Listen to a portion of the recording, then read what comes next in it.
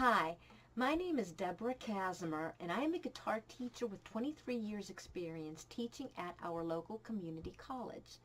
I have recently begun teaching guitar lessons through Skype on the internet and would like to tell you a little bit about myself as a teacher. But first, I would like to tell you a little bit about myself as a student. I began playing the guitar when I was 10 years old, which is about 45 years ago. I had some really good teachers, and I had some teachers that were excellent players, but were not great teachers. Just because you can play the guitar awesomely does not mean you know how to teach. Teaching is a gift. You can do it or you can't. Okay, that's the bottom line. So some of the teachers I had were really good, and some of the teachers, they were, like I said, good players, but they were teaching way up here. You know, it's like you need to bring it down to my level. So that's what I do as a teacher. As a teacher, I have taught many different students of different ages, different levels, different abilities, but with each one of them, I bring it down to their level, whether they need to, you know, be brought down pretty low, or maybe I need to bring it up to their level. But I'm teaching students. I'm not teaching a method. I'm not teaching a book. I'm teaching people. So my lessons are tailored to your ability, your needs, your desires, and we go from there.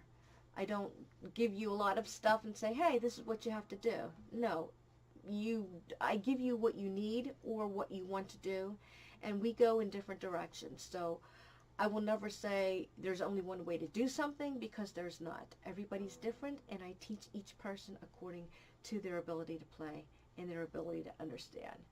So that's how I am as a teacher. There are many ways to learn how to play the guitar. One of them is sight reading, musical notation, and I have a sheet here that shows, whoopsie, this one right here. This is showing you notes on the staff, and I have a D, E, and a B right up here, and yes, those notes spell my name. And above I have the notation on the guitar itself to show you where these notes are. But that is sight reading. Sight reading is really nice because you can play anything if you can read music, meaning songs you've never heard before. So you have a big advantage to be able to sight read. And also sight reading enables you to progress into music theory, which is really nice because with theory, you don't have to look at chords on a chart or in a book. You'd have the ability to figure every single chord out by knowing your theory. And the same is true with scales. A scale is a series of notes. You'd be able to figure certain, like all of your scales, by knowing your theory. So I'm all for that. I am also a guitar player who plays by ear, which many of you do. Many people play by ear and they don't read music at all. And that's fine. Some people just don't want to read music. I have no problem with that.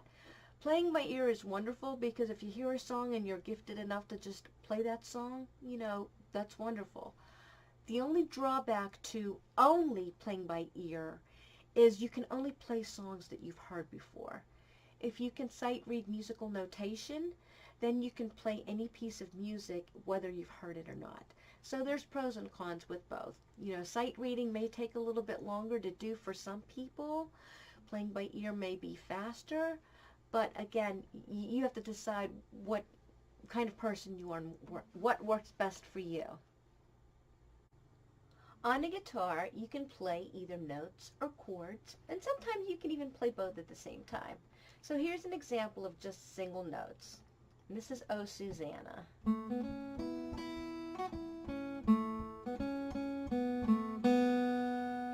So you're familiar with that. Maybe you're not, but it's an old song. Okay, and if you were doing the chords to just the music, it would be something like you could just strum nice straight strums, or we could make it fancy like this.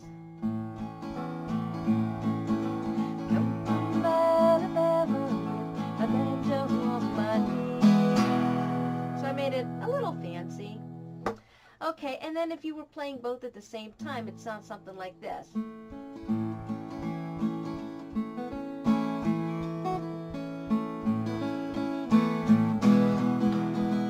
you can hear the melody with the chords being played at the same time. So couple different things you can do. Make a simple song sound not so simple by doing those little techniques. So you can also play chords where you're strumming 6 strings.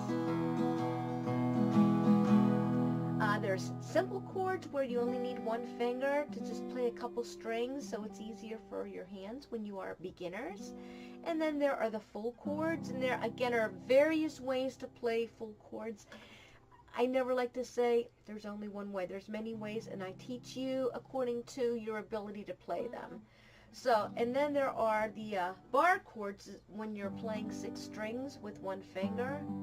That's a bar chord. That's a major bar chord. There's all different kinds of chords. There's many, many chords, but just to show you.